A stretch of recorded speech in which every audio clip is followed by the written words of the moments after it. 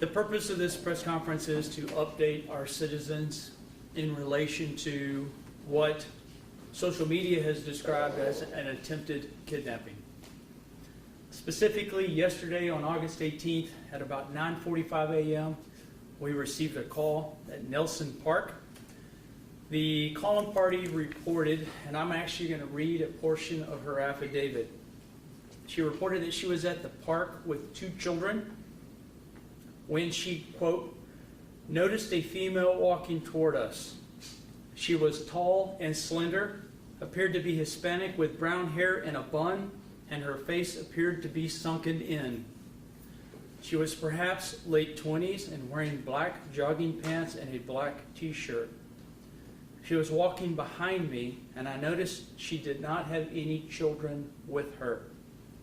She came up closer and said, "Hi," and went to grab the child's hand. This person who provided this statement said she grabbed the child's hand and told the lady no. She then gathered the children and immediately walked towards her car. She took note of the suspect vehicle, which was described as a blue-looking Buick LeSabre, and she would eventually report this incident to the police department. Now, it should be noted that we had an independent witness at the park. He is a male.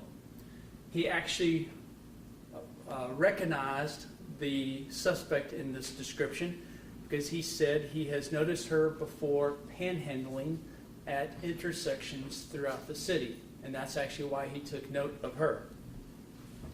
The woman that we are talking about that has actually been identified by social media is Taylor Valencia. With what I just described, we do not have a kidnapping. We do not have an attempted kidnapping. The witness even provided a statement that said there was never any screaming, never any commotion. In fact, he didn't even discern anything had gone wrong when he watched this woman approach the person who provided the affidavit with the two kids. Now, I know through social media that there have been a lot of connections tied with, again, they name her as Taylor Valencia, and numerous other incidents throughout the city. I want to combat that information with factually what we have learned. So, I want to back up to August 7th. The time of call was 9:38 a.m. The location is the 1600 block of Poplar. In this situation, a mother is walking down the street with her 3-year-old child. The 3-year-old actually gets in front of her, whereupon the mother observes a pickup truck, described as a Chevy, come to a stop. Now, before the pickup came to a stop, she took note of two occupants, a male and a female. Because the child was ahead of her, the truck stops, and a white woman gets out of the truck, and she has a white blanket in her hands. Whereupon the mother said, I quote, "Hello, I'm right here," end quote. This identified white female gets back in the truck, and the two occupants leave the scene. Patrol is immediately dispatched. Patrol, according to this woman's affidavit, is there fast, her description. She said she provided them the description and an account of what had just occurred, and the pickup truck actually drives back by. And she said, well, that's the truck right there. So the officers actually stopped the vehicle and contact both occupants. So I can definitively say that the woman from that incident, again, that's on August 7th, and yesterday's incident are two totally different women. Although social media has connected the two. We have body-worn camera and dash camera that will prove these are two completely separate incidents involving two completely different women. Both incidents completely inappropriate. Hear that from me, especially as the father of two kids. But they're not connected. We do not have this serial kidnapper out there. Now, In due diligence, social media has painted the picture that this is recurring throughout the city. So we dug a little deeper. We had a call on August 13th. This one came in as a check welfare, non-emergency. The time of call was at 6:40 p.m. and this one was at Sears Park. This one says the calling party advised that there is a red truck following a mother and children. The red pickup was last seen headed eastbound on Ambler from Westmoreland. The mother had 2 to 3 children with her, and she was last seen getting into a white SUV at the park, and the mother left. So did the truck. When the officers arrived, nobody was at the park.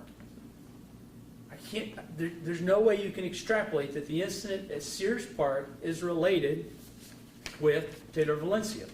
However, it's a matter that warrants further investigation. We went back even further. June 25th, we found a call. This one was at Redbud Park. The time of call is 11:24 p.m. There is a white SUV at the park. Calling party felt like it was following her and her child. The driver was a white male wearing a baseball cap. He was driving slowly in the park, just kind of watching everyone in the park. There are other children in the park, so the calling party is worried. So she called. Not sure if it's 911 or the non-emergency. Again, you cannot extrapolate from that call sheet that we're talking about Taylor Valencia. Now, so what do we do with all of this information? First, I just want to encourage our citizens that we cannot treat Facebook and social media as a courtroom. The police department isn't going to present all of what it knows and all of the evidence of what we know via social media. I don't think we want our police department to do that. Having said that, you have to realize that your police officers, your detectives, and including me, we all have kids, and this is our city. We have a vested interest. Regardless of some of the accusations out there against us, we absolutely do care and love this city. We have been incredibly responsive. We have been trying to find Taylor Valencia. Now, there was some accusations that, well, we're sleeping while she's out there doing these things. No, patrol tried diligently to find her last night. But again, I described her as a panhandler. So she is literally couch surfing. But through due diligence, we actually found her this morning. We found her at a Southside home. We have spoken to her. She was verbally abusive and non-compliant. So that didn't get us very far. All of this warrants additional investigation, but I can say with confidence, based upon everything described and based upon the affidavits provided by both witnesses and the involved parties, that we do not have a kidnapping. We don't even have an attempted kidnapping at this point. What we have is some deeply concerning behaviors by different individuals on completely different, unrelated incidents. With that, I'll gladly answer any questions if I can. Go ahead. What makes something an attempted kidnapping? I talked to the babysitter that was with them at the time of the incident, and she kind of described kind of what you said. A lady came over, tried to grab. So what details an attempted kidnapping? The question was what. I'll say it differently. What are the elements of the offense for an attempted kidnapping? Obviously, it would be an attempt to actually kidnap, which is to abduct or take from one location and secrete to another location without the person's consent. And it would be an attempted kidnapping if they were unsuccessful in actually taking the person. I read you the actual affidavit from the person who was at the actual park yesterday. She accurately describes the woman comes up, says hi, and actually tries to grab the child's hand. Whereupon she says, no, there was never any type of altercation. The child was actually never even touched. That should be noted. So, we don't believe that we can get to a criminal offense yet. So the matter is still under review. That's why we found her this morning, to figure out what is her side of the story. Now, I will tell you that Early indication looks like we are probably dealing with a person who may have prolonged history with substance abuse.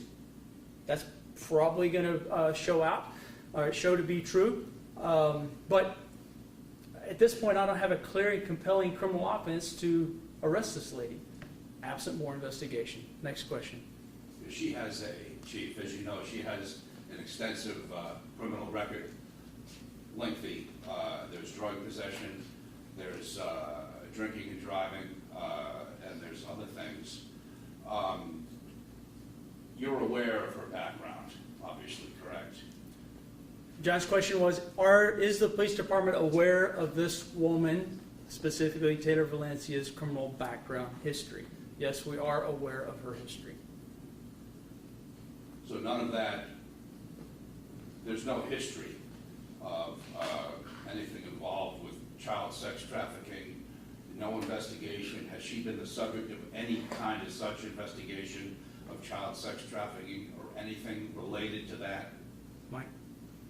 She has not been the subject of an investigation related to attempted kidnapping, or any type of child trafficking, to answer your question directly. So yes. none of these three incidents, you named four, but we were made aware through text messages and emails, Chief, of three specific incidents, and the mothers who are adamant that it was the same person.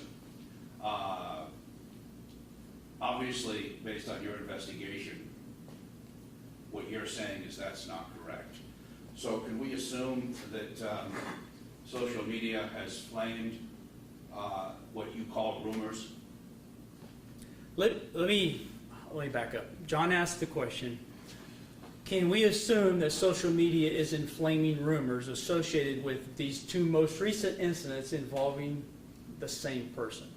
I'm going to stick with what I know factually versus commenting on social media. Factually, we recontacted the woman from 2 weeks ago. We actually got another statement from her today. Factually, we have body camera footage of the woman from 2 weeks ago. We contacted her. Factually, I'm going to finish the question, John. Factually, that is not the same woman as the one we were dealing with yesterday. Right. That can't be disputed. It's pretty simple. So Taylor Valencia is only the subject of one of these quote-unquote investigations, correct? That would be correct. Question. Due to all these events that are all isolated and not related, do you feel like there's cause for concern within the community? The question was, do I feel like there is cause for concern within the community because these incidents are unrelated? I will tell you from a holistic perspective that safeguarding our children is of paramount importance. Regardless of this. And I want to take a minute to applaud, I believe she's a nanny. That's how she described herself, the nanny from yesterday. She did exactly what we would prescribe. She communicates with authority? No. She then takes her kids, she leaves the immediacy of the scene, and she calls us. Fantastic work. I give her high accolades.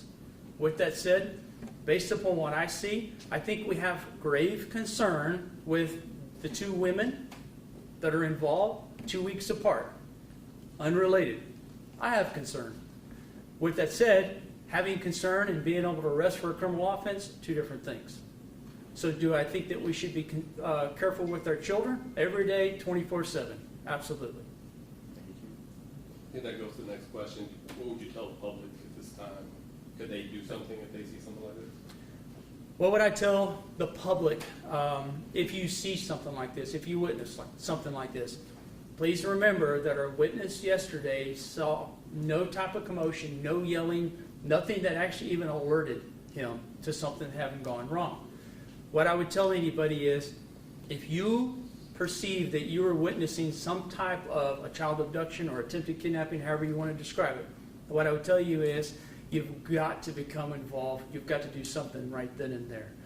These people would prefer to work in secret. They want to be unchallenged. So the time to act is right then. So my preference would be you call 911 immediately. You keep that line open while you take any definitive action to ensure that child's safety. That would be my response.